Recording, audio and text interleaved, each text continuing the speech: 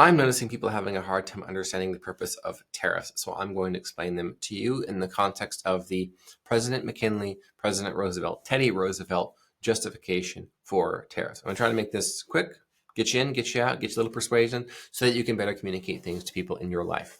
Okay, so it goes like this. McKinley and Roosevelt explained that the purpose of tariffs was to protect the well-being, the wages of the working class American. So, American has a job. American gets paid for that job to make American-made widgets. This is hypersimplification, but you'll get the point. Okay. The American wage earner makes good wage and can afford to buy various other widgets, goods, services, products, and items made in America. Okay? Now, something happens. This foreign entity over here, they also manufacture widgets at a much lower price. The standard of living in their country is much lower, so they can afford to pay their workers less. So if they're to start selling their widgets in America at a much lower price than American-made widgets, what's going to happen? Think short-term versus long-term. Short-term, the American worker, it's like they've just got a cost of living raise because the widget that they were going to pay $1 for, again, hypersimplification, that's made in America, the made in America widget was only $1. Made in XYZ country is only 20 cents. So much cheaper.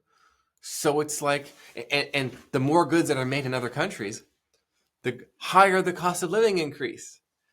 Short term, it seems like the little guy has been enriched without anything changing. The wonders of globalization. Globalism for the win. And of course, the capitalists, let's say from America, who are starting those factories in other countries, doing the manufacturing overseas, are now significantly more profitable because they're selling more items at higher profit margins because of the cost of living is lower in other countries. And it checks out that they're able to enrich themselves, even though the finished product is significantly less expensive. It's far, far more less expensive to manufacture it overseas. Do you see that? Again, it's a hypersimplification, but the point checks out. So everyone gets enriched from the top on down to the worker, short term. Then what happens? Well, fewer American workers are buying American-made products and items. Long term, those American workers lose their jobs. And even though what they paid $1 for is now 20 cents, they can't afford that either. But of course, the upper middle class and the upper class can still afford that which is 20 cents. And so now they're the only ones who are effectively enriched. And of course, the capitalists who started all these factories overseas are enriched. Do you understand how that works out? People don't buy American made because foreign made's cheaper. You're not going to have American made makers who are employed. That's the story of the 1990s. The short-term economic boom followed by the catastrophic crater, the bust that we've seen since then when it comes to quality of life for middle class and working class Americans, relative to what has been possible, relative to the standard of living in the past at that time when protective tariffs have been in place.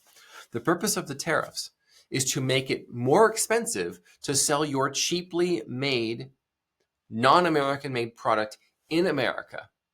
So instead of it being 20 cents, it's $1.20. And so the American made is actually cheaper. Americans can't afford it because they've got the good wages, because they've got those good jobs, because they're selling widgets that sell for $1.